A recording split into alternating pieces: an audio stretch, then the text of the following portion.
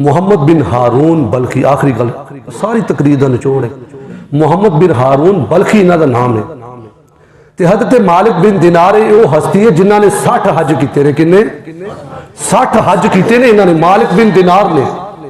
हज़रत मालिक बिन दिनार फरमाते ने मैं हज से गया तो मैं उत्थे अल्लाह करीम की बारगाह च दुआ मंगी, मौला क्या सारियां दा हज कबूल है या किसी का नहीं भी कबूल होया? सारियां दा हज कबूल है। हज़रत मालिक बिन दिनार फरमाते मैं दुआ मंगी, मैनू ख्वाब दे विच इशारा होया, ए मालिक बिन दिनार मैं सारियां दा हज कबूल कर लिया पर एक बंदे दा हज कबूल नहीं किया। उसका नाम है मुहम्मद बिन हारून बल्खी, जिदा अज साडे लोग जाते हैं ना हज करने वास्ते। उन्होंने कैंप लैदा लाए होंगे, पाकिस्तान का तो झंडा लगा होंगे जी, पाकिस्तानी ने, आ तुर्की वाले ने, आ बांग्लादेश वाले ने, इधर लगे होंगे झंडे। इस तरह ही उदों भी खैमे लगते सी, ये बल्ख का है, मिस्र का है, शाम का है, इस तरह खैमे लगे ने।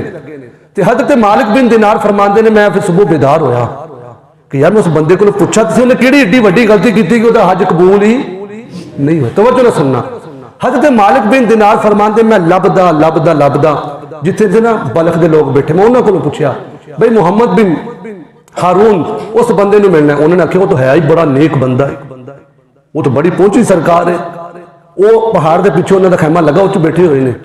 हज़रत मालिक बिन दिनार फरमाते हैं कि मैं जो उत्थे गया ना, वो बंदा नफल पढ़ रहा सी तो चेहरे को वेख्या, तो जो अल्लाह वाले होंगे वो चेहरे तो पढ़ लेंगे। कहने लगे मैं उन्हें चेहरे को तकिया कि बंदा तो बड़ा चंगा लगता है, लेकिन जो ख्वाब के गल कोई आपो देते कोई मसला कोई होर है। हज़रत मालिक बिन दिनार फरमाते उस बंदे ने 2 नफल मुकम्मल किए, सलाम फिर आख्या मालिक बिन दिनार आ गए। बड़ी हैरानगी ने कोई बंदा बाहरों आवे तो असं आखे भी तेरा नाम आए, उन्हें तो हैरान हो जाना। हज़रत मालिक बिन दिनार कहते मैं तो पहले बड़ा परेशान थी, होर परेशानी हो गई, मेरे नाम का भी पता है। मालिक बिन दिनार कहते हाँ मैं मालिक बिन दिनार ही हाँ। उन्हें आख्या तुसीं ख्वाब अज वेख्या है ना कि मेरा हज कबूल नहीं होया, ये उस तो भी वड्डी गल। हुण मैनूं की पता तुसीं की ख्वाब वेख्या, मैं की राती वेख्या, सानूं किसी के ख्वाब का पता नहीं। वो कहना तुसीं ये ख्वाब वेख्या अज कि मेरा हज कबूल नहीं होया? मालिक बिन दिनार कहने लगे वो बेलिया तेनों सारियां गल्लां दा पता है, आखिर तू किहड़ा एड्डा वड्डा जुर्म कीता तेनों सारियां गल्लां दा पता? हुण सुनो दिल थाम के किहड़ी उन्हें एड्डी वड्डी गलती की सी। वो कहने लगा बल्कि बंदा कहने लगा हज़रत 24 साल तो मैं हज कर रहा, 24 हज कर ले ने, मेरा एक भी हज कबूल नहीं हुआ। किन्ने हज किए ने? 24। तो लोग 4 नमाज़ां पढ़ के कहते जी मैं हाजी साहब बन गया। हाँ हाँ मेरे पैर के उत्ते हाजी साहब लिखते आए, 24 हज किए ने मैं, मेरा एक भी हज कबूल नहीं होया। हर साल पैगाम मिलता तेरा हज कबूल नहीं। हजरत मैं 24 हज किए ने तो एक भी हज कबूल नहीं। और मैं बेलिया गलती की है? आखन लगा हजरत जी अल्लाह ने मैनू बड़ा ही माल दिता सी, मेरा बड़ा बिजनेस सी, बड़ा कारोबार सी, बड़ा लैंडलॉर्ड सी, बड़े पलाट सी, बड़ियां कोठियां सी। हजरत गल है मैं नशा करदा इत्थे साडी शादियां ते की हुंदा हाजी साहब के डेरे ते की ना की कुछ हुंदा। कहंदा जी मैं तो घर मैनू पता नहीं चलिया। ना ना तेनू सारा पता, क़यामत वाले दिन पता लग जाना। असीं मेहंदी की रात में की करदे तो कुलां ते की करदे, मैं पैगाम दिता उस रात में भी डरीए तो इस दिन तो हर बंदा डरिया उन्हें कुल आने दे।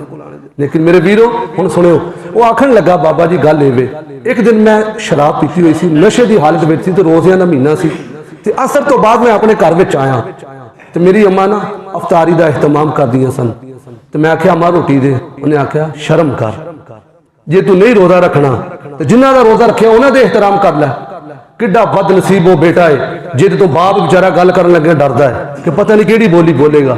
अज हालात पैदा हो गए ने, मां बेचारी डरती है कि मैं पुत्र नाल गल करा कि पता नहीं केड़ी जुबान बोलेगा।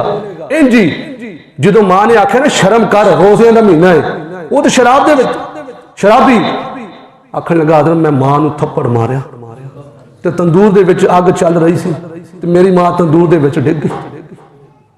मैं नशे की हालत मैनू कोई पता नहीं, महल्ले वाले मैनू कमरे में बंद कर दिता, सारी रात शोर शराबा होता रहा। मैं जो सुबह मेरी अख खुली, थोड़ी जी तबीयत फ्रैश हुई तो मैं बीबी ने वेख्या कि अपना समान बंधन लईए, बैग तैयार कर। मैं कहा कित्थे चलीए?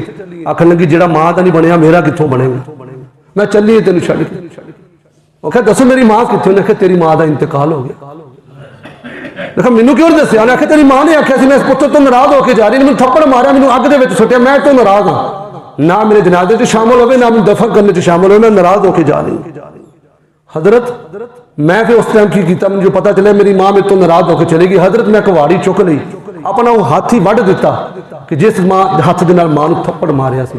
हजरत 24 साल हो गए ने, सारी रात भी जागना, दिन रोज़ा भी रखना, लेकिन अल्लाह मैनूं माफ़ नहीं कर रहा। 24 हज भी कर लेने लेकिन अल्लाह मैंने माफ आए हाय ते हज़रत मालिक बिन दिनार मैं भी मारिया थप्पड़ तो किड्डा बदनसीब है मां दे नाल जुल्म कीता मैं भी थप्पड़ मार के आ गया लेकिन जो राती जाके सो गया ख्वाब दे विच सरकार आ गए और मैं मालिक बिन दिनार ना उम्मीद कर दिता बंदे अल्लाह की रहमत बड़ी है ना उम्मीद नहीं सी करना जा उस बंदे नूं जाके आख अल्लाह करीम क़यामत वाले दिन तेरी मां की वजह तो तेरी बख्शिश कर छड़ेगा वो आखने लगे किवें नबी पाक ने फरमाया क़यामत का दिन होगा इस बंदे का हिसाब किताब होगा अल्लाह फरमाएगा लै जाओ दो दखवल मां वेख रही होगी मां ने मुकदमा दर्ज करवाया मौला मैंने सताया है मां वेख रही है पुत्र जा रहा है पुत्र ने एक बारी वेख्या दूजी बारी वेख्या मां ही नहीं तीजी बारी वेख्या तो मां ने आख्या मौला मैं अपने पुत्र को माफ किया तू भी इन्हू माफ कर दे यार मां एडी करीम एडी शफीक इस वाकई तो सानू सारा कुछ सबक मिल गया